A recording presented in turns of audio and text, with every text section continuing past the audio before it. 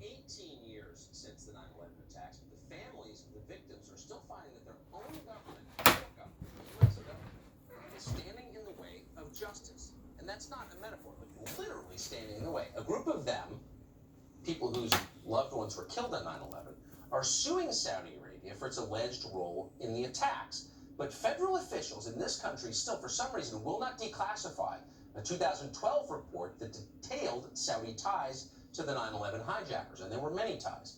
According to the Department of Justice, providing hope and closure to the families of victims would somehow endanger national security.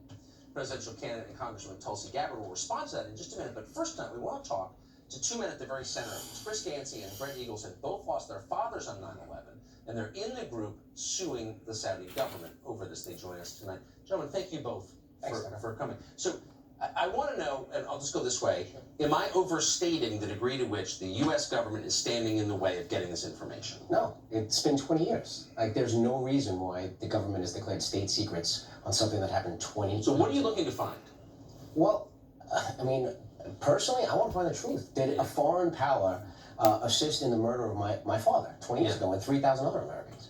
So Tucker, I just wanted to say this. First of all, thank you, because you're the only host on any cable news network that's had the courage to talk about our story. It's such an obvious. So you Amen. Why don't we know? You deserve credit. And if the president is listening tonight, and I hope that he is, he needs to know a couple things. Chris and I shouldn't know each other, okay? Our government failed us 18 years ago, and they're failing us again today. Our FBI failed us 18 years ago, and a couple weeks ago, they invoked state secrets against us, which is the first time it's ever been done in any criminal case in the history of this country. What are they protecting? On behalf of the Saudi government. On behalf of the Saudi government, our FBI, and I want to say this, most of the FBI, they are good people. They're good Americans. Yes. Chris and I, we're very patriotic people, but to learn that the leadership of these departments, the Department of Justice and the FBI, are choosing the Saudis over us is nauseating. It makes me sick, and every American should be sick. And we are so grateful that presidential candidate TULSI Gabbard is the first one to stand behind us. Well, I can feel a pit in my stomach. You know, acid's getting released. Just thinking about this, it's so infuriating. But what do you think it's about?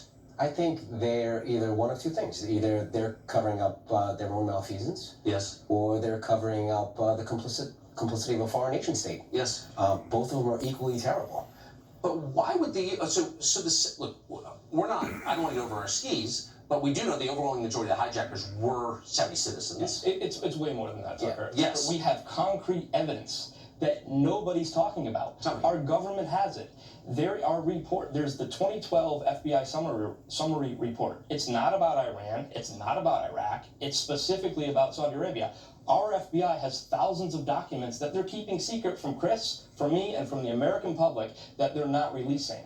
This is not a woe is me, oh, I'm sorry I lost my dad, I'm sorry for this. No, this is 18 years on, and this is about truth and justice, and every American should be concerned. So the report exists, and you just want to see it. Our lawyers have it. Our lawyers have it, but the FBI and the DOJ and the State Department submitted the information under seal. So how disgusting is that? Where Chris and I don't even know the name that are in these reports, but One name. That's there's what one name. to us. There's one name. One name of high-ranking Saudi official. There's a high-ranking Saudi official. There's a hierarchy of command from senior-level Saudi official right down to the hijackers. And you guys lost your dads on 9/11. And we shouldn't know each other, but we're here together, united. And our government is taking the side of the Saudi kingdom over you. I wish we were lying. I don't think you are lying, and I'm grateful that you're here, and I hope that you will come back, and I think it's worth pressing. I don't think any fair person listening to this could side against you in this. I really don't. Thanks, Tucker. Gentlemen, thank We you. appreciate it. Thank you. Congresswoman TULSI Gabbard is one of the very few demanding a full disclosure of Saudi ties to 9/11. Yesterday, she also called for ending U.S. military aid to the kingdom. She joins us tonight. Congresswoman, thanks so much for coming on. Thank you. This is one of those issues I don't think is partisan. Doesn't need to be, shouldn't be partisan Absolutely in any not. sense. It's an American issue. Why would the U.S. government ever side with the Saudi kingdom of all countries against our citizens? This is the real question that's at stake. This story that we are hearing from the families of those who were killed on 9/11 pushes this issue to the forefront, where for so long leaders in our government have said, well, Saudi Arabia is our great ally, they're a partner in counterterrorism, turning a blind eye or completely walking away from the reality that Saudi Arabia time and again has proven to be the opposite. Yes. They're undermining our national security interests. They are, as you said, they are the #1 exporter of this Wahhabi extremist ideology. Yes. That's the fertile recruiting ground for terrorists like Al-Qaeda and ISIS around the world. They're directly providing arms and assistance to Al-Qaeda in places like Yemen and in Syria. And as we are seeing here, it is our government, our own government, that is hiding the truth from Chris and Brett and the many other families of those who were killed on 9/11. For what?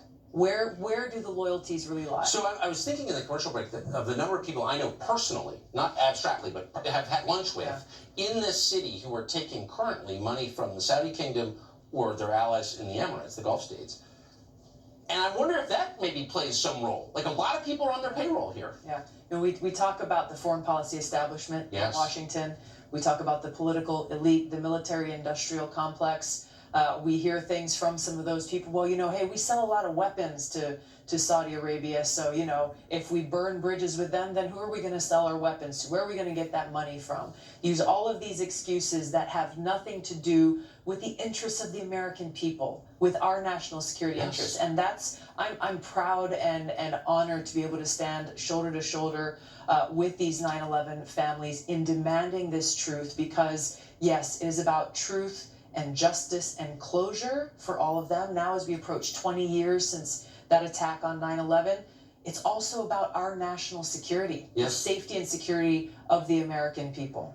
I'll never forget, right after 9/11, living here in the city of Washington, our airports were closed, all airports were closed in this country, and learning that chartered flights of Saudi citizens had been allowed with U.S. government approval to take off and run back to Saudi Arabia without being questioned by authorities here.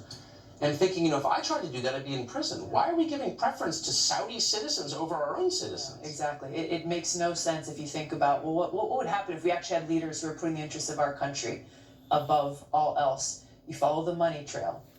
Follows back to the military-industrial complex. You look at how many of the think tanks here in Washington who send so-called experts to go and testify before Congress who are funded by Saudi Arabia to spout their talking points. You saw how the legislation that we passed in Congress, I was proud to vote for legislation that allowed families like Chris and Brett's to sue Saudi Arabia.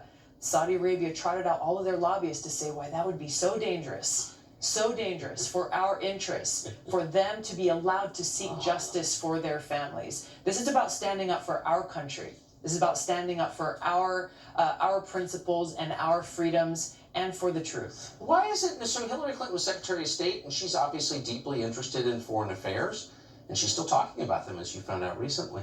Why isn't Hillary Clinton leading the charge on something like this? That's a great question. One that is very current, though, is why am I the only presidential candidate standing? That's a good question.